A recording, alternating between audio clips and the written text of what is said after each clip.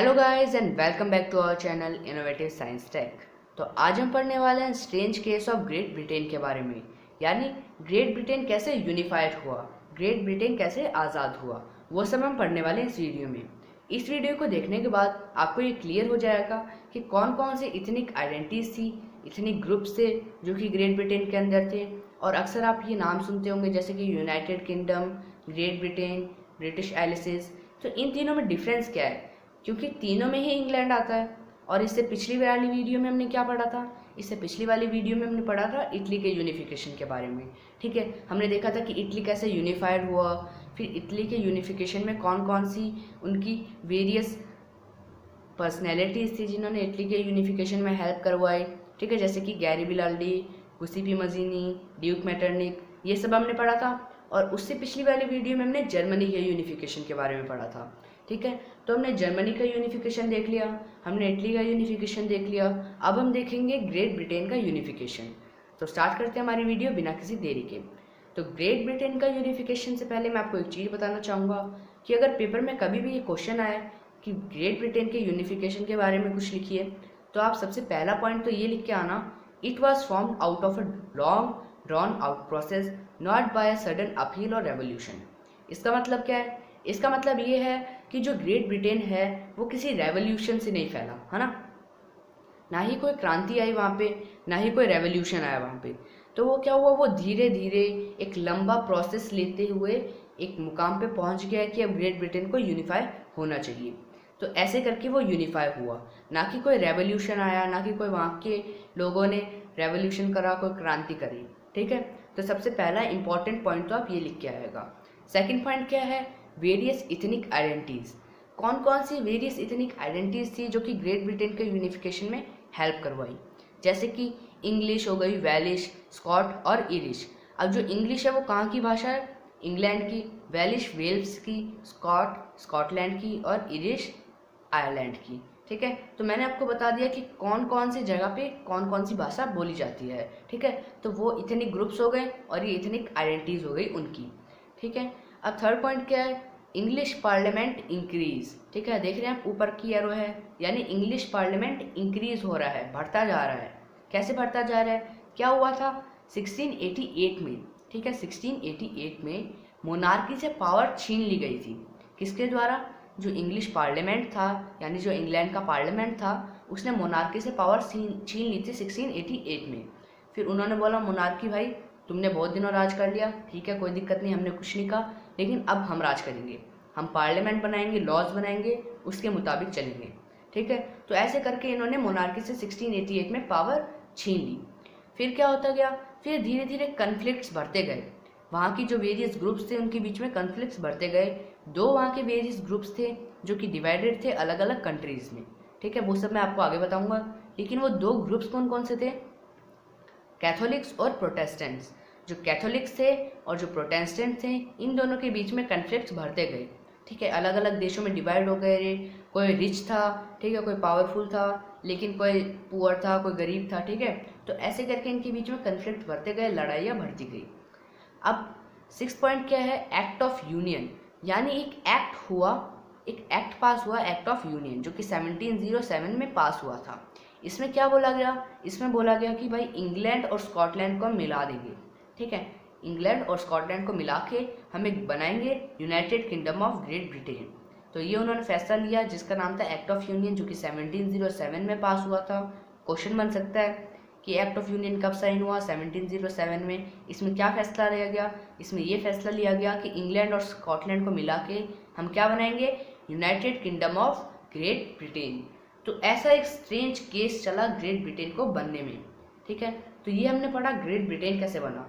अब हम पढ़ेंगे कि आयरलैंड कैसे बना, फिर हम पढ़ेंगे कि यूनाइटेड किंगडम कैसे बना। ठीक है, फिर हम पढ़ेंगे कि ब्रिटिश आइलेसेस कैसे बना। तो ये सब हम देखेंगे। अब हम पढ़ेंगे कि ग्रेट ब्रिटेन, यूनाइटेड किंगडम और ब्रिटिश आइलेसेस, आयरलैंड, ये सब कैसे बने। तो जैसे कि आपको सामने चार ब्लैकिश पार्ट दिख रहे हैं, वो सब हम पढ़ने वाले हैं कि ये सब कैसे फॉर्म हुए। तो ग्रेट ब्रिटेन तो हमने पढ़ लिया कि इंग्लैंड, स्कॉटलैंड और वेल्स को मिला देंगे तो ग्रेट ब्रिटेन बन जाएगा। ठीक है, फिर हम देखते हैं यूनाइटेड किंगडम कैसे बनेगा। ठीक है। तो यूनाइटेड किंगडम कैसे बनेगा? जो ग्रेट ब्रिटेन है यानी स्कॉटलैंड, इंग्लैंड और वेल्स, ये तीनों तो साथ में रहेंगे, लेकिन इसके साथ एक और मिल जाएगा। कौन सा? Northern Ireland. तो ये जब मिल जाएगा नॉर्दर्न आयरलैंड ग्रेट ब्रिटेन के साथ, तो वो क्या फॉर्म करेगा? वो फॉर्म करेगा यूनाइटेड किंगडम यानी यूके। तो इन सब में अक्सर बच्चों को कन्फ्यूज़न रहती है। फिर क्या है? ब्रिटिश आइलेसिस। ब्रिटिश आइलेसिस कैसे बनेगा? अब जो यूनाइटेड किंगडम है यानी उसमें ग्रेट ब्रिटेन है, ठीक है, स्कॉटलैंड, इंग्लैंड, वेल्स और नॉर्दर्न आयरलैंड, इनके साथ साथ रिपब्लिक आयरलैंड में मिल जाएगा। ठीक है। तो मतलब आयरलैंड पूरा हो गया, ग्रेट ब्रिटेन पूरा हो गया और यूनाइटेड किंगडम पूरा हो गया। तो इससे क्या बनेगा? इससे बनेगा ब्रिटिश आइलेसिस, यानी सभी देशों को मिला के क्या बन गया? ब्रिटिश आइलेसिस। अब आयरलैंड के बारे में मैं बता देता हूँ। आयरलैंड में दो पार्ट्स में डिवाइडेड था, एक नॉर्दर्न आयरलैंड और दूसरा साउदर्न आयरलैंड नहीं है, रिपब्लिक आयरलैंड है। ठीक है। तो ये दो पार्ट्स में डिवाइडेड था, तो इन दोनों को मिलाकर क्या बनता है? एक पूरा आयरलैंड बनता है। ठीक है। तो ये सब मैंने आपको बता दिया कि कौन कौन सी कंट्रीज को मिला के क्या क्या बना। तो कुछ इथनिक्स ग्रुप्स फॉर्म हुए थे, ठीक है, वो सब मैंने आपको बता दिए। और मैंने आपको बता दिया कि कौन कौन सी वेरियस कंट्रीज फॉर्म हुई, जैसे कि ग्रेट ब्रिटेन, यूनाइटेड किंगडम और ब्रिटिश आइलेसिस। तो ये सब मैंने आपको बता दिया। अब चलते हैं हमारे नेक्स्ट पार्ट पे। तो अब हम पढ़ने वाले हैं एक पॉलिटिकल स्ट्रक्चर, जैसे कि जो ब्रिटिश आइलेसिस है, ग्रेट ब्रिटेन है, यूनाइटेड किंगडम है और जो आयरलैंड है। तो ये सब जो एक पार्ट बने हैं कुछ कंट्रीज़ का मिलके, तो वो सब हम पढ़ने वाले हैं कैसे बने। तो स्टार्ट करते हैं। जैसे कि आपको तीन कंट्रीज़ दिख रही होंगी स्टार्टिंग में, स्कॉटलैंड, इंग्लैंड और वेल्स। तो ये तीनों जब कंट्रीज़ कंबाइन हो जाती हैं तो बनाती है ग्रेट ब्रिटेन, जो कि आपको ब्लू कलर की आउटलाइन में दिख रहा होगा। और अगर इन तीनों कंट्रीज़ के साथ यानी स्कॉटलैंड, इंग्लैंड और वेल्स के साथ हम अगर नॉर्दर्न आयरलैंड को भी मिला दें तो वो क्या बनाती है? तो वो बनाती है यूनाइटेड किंगडम। ठीक है। अगर हम सभी कंट्रीज़ को एक साथ मिला दें, जैसे कि republic of Ireland, northern Ireland, Wales, England और स्कॉटलैंड, सभी कंट्रीज़ को अगर हम एक साथ मिला दें तो वो बनाती है ब्रिटिश आइलेसिस। ठीक है। और आयरलैंड कैसे बनता है? आयरलैंड बनता है नॉर्दर्न आयरलैंड को प्लस करके, रिपब्लिक आयरलैंड को प्लस करके। मतलब नॉर्दर्न आयरलैंड को अगर हम रिपब्लिक आयरलैंड के साथ प्लस कर देंगे तो बन जाएगा आयरलैंड।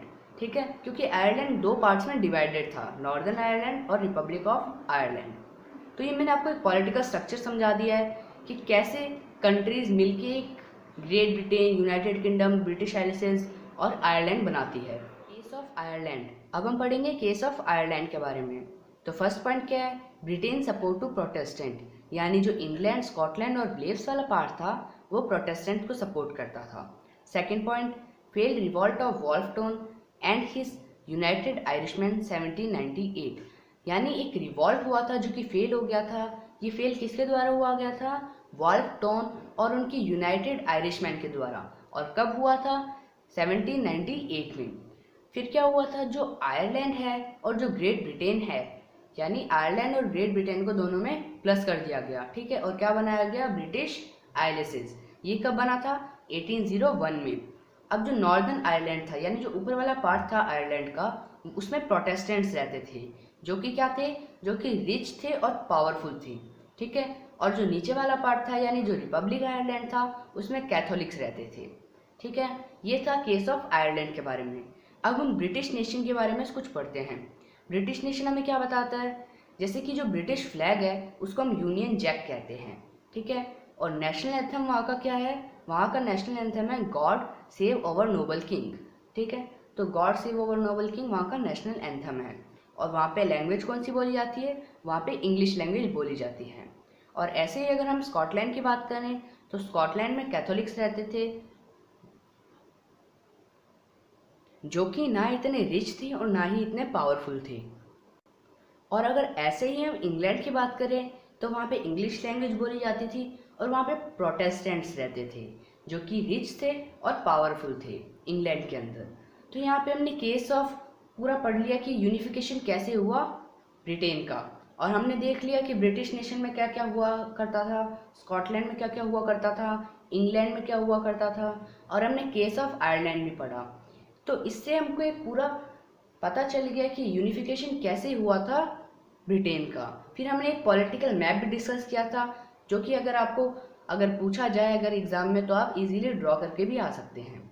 तो आज की वीडियो में बस इतना ही। अगर आपको ये वीडियो अच्छी लगी हो तो प्लीज़ लाइक कीजिए, इसे ज़्यादा से ज़्यादा शेयर कीजिए अपने फ्रेंड्स के साथ, अपने रिलेटिव्स के साथ। और अगर आपको कुछ क्वेरी है तो हमारे कमेंट सेक्शन में प्लीज़ पूछिए। अगर आप हमारे चैनल पर न्यू हैं तो हमारे चैनल को जल्द से जल्द सब्सक्राइब कर दीजिए। Thank you very much.